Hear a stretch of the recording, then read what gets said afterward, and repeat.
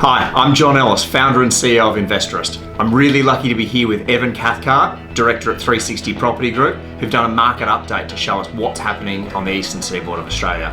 We've got a sneak peek of that market update today. They're launching in Melbourne, Sydney and Brisbane over the next couple of weeks. Ev, thanks so much for having me. There's been a lot of talk in the market about green shoots coming out. I've even seen the papers publishing it. What's your take on the market at the moment?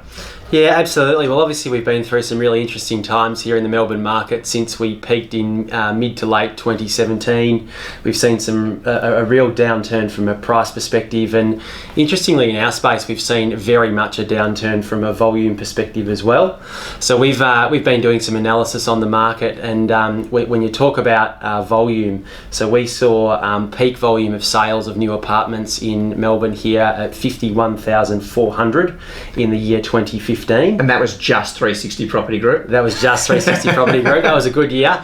Great year. So that was across the Melbourne market, and then we've seen a steady decline, which has basically been at the hands of government intervention and APRA and the Royal Commission, and then obviously more recently the election campaign through 2018 and early 2019, and to a point now where we'll see only 10 or 11,000 new units sold within Victoria. So about a fifth. That's right, a fifth.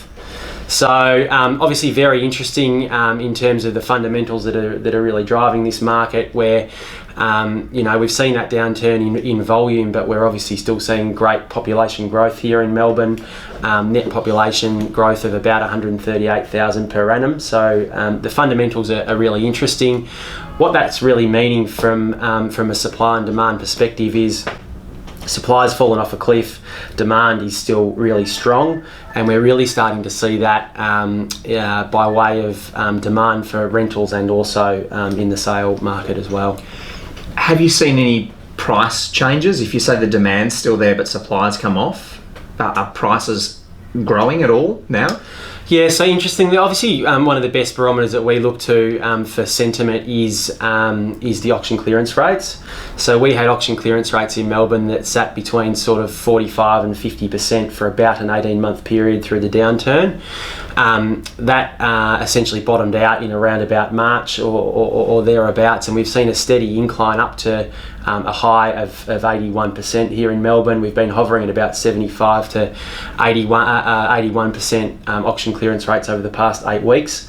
So we've had very much increased activity at auctions, which has been great. Many of the local agents are reporting very competitive bidding, so 4 and 5 bidders, when a year ago we were seeing no bidders or one almost maximum across most auctions. So that's been a really positive sign in the market for sure.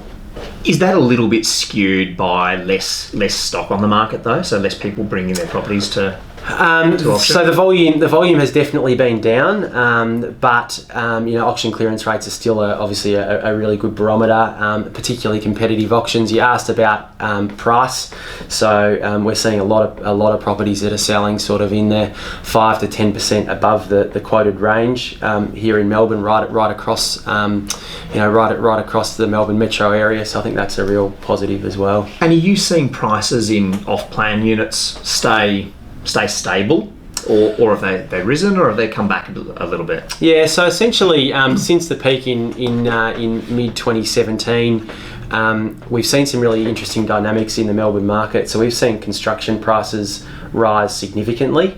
So many of our developers are saying that construction costs have gone up by about 25%. Now that's been at the hands of the very extensive infrastructure projects we've got happening around Melbourne here. So the Melbourne Metro Tunnel and a number of the other big road projects, believe it or not, absorbing a lot of the concrete within Melbourne, and also the labour as well. So if you're a labourer and we're earning 80k a year building one of these buildings that we're selling, you're now making 4 or 5 grand a week working for the tunnel contractor. Yeah. So automatically labour's gone up astronomically through the construction industry as well, and construction prices have really jumped. So that's had a real impact on the feasibility of projects for developers right across the market. And what that's meant is that many projects just aren't launching to the market because they're not feasible for developers.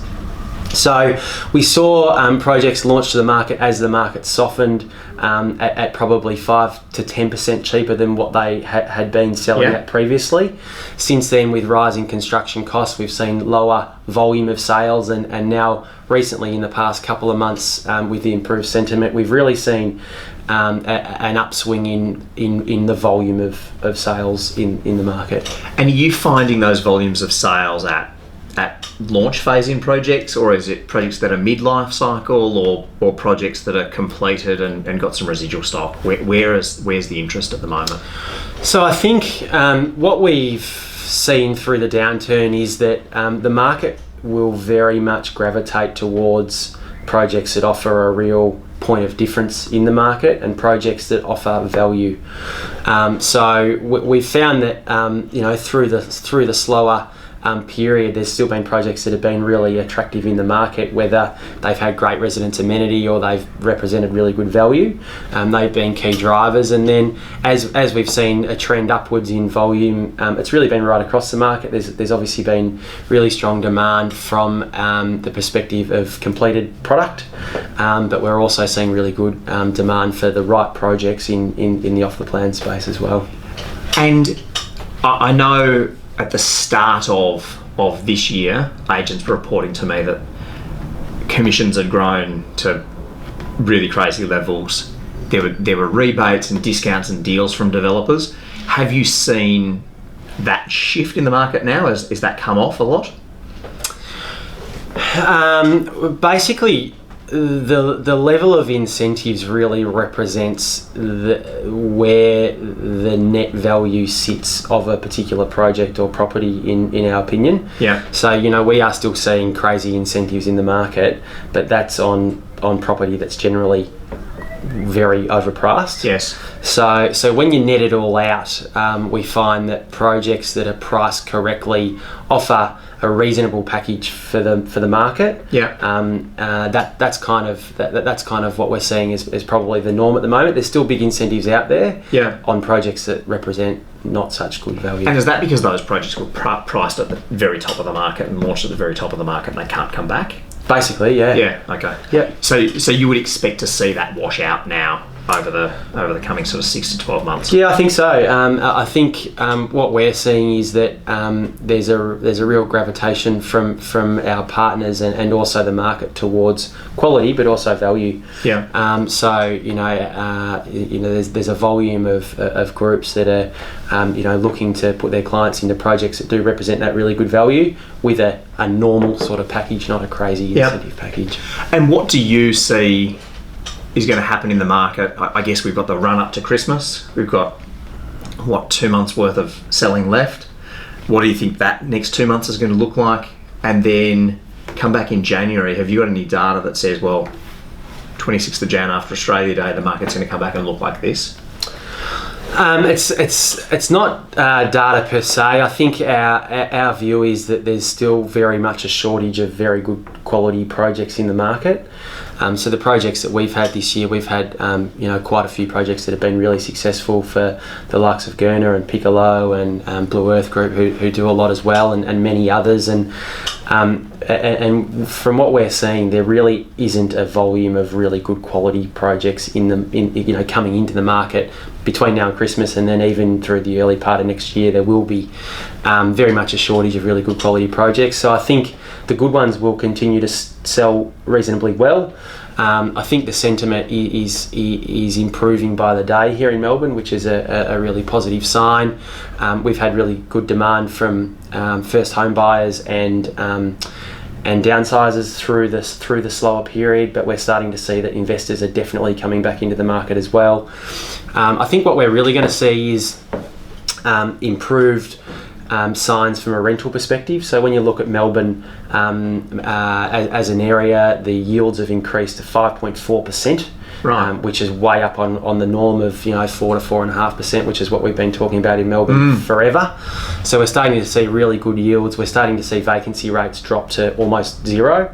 So Melbourne CBD, for example, the vacancy rate now is only 2%. Wow. That was in the 4s and 5s going back a few years ago when we're hearing about all of this oversupply. And normal's said to be 1, is that right? That's like a fully supplied market. That's right, yeah. So we've got suburbs of Melbourne that are in the 0.7 and 0.8 range, like Collingwood and some of the other city fringe suburbs. So with constricted supply, population growth, and rising rents, and rents that are rising really quickly, I think we'll end up, starting to see some price growth, improved yields. We'll see investors sort of really come back into the market, and we're expecting that sort of throughout the early to middle part of next year.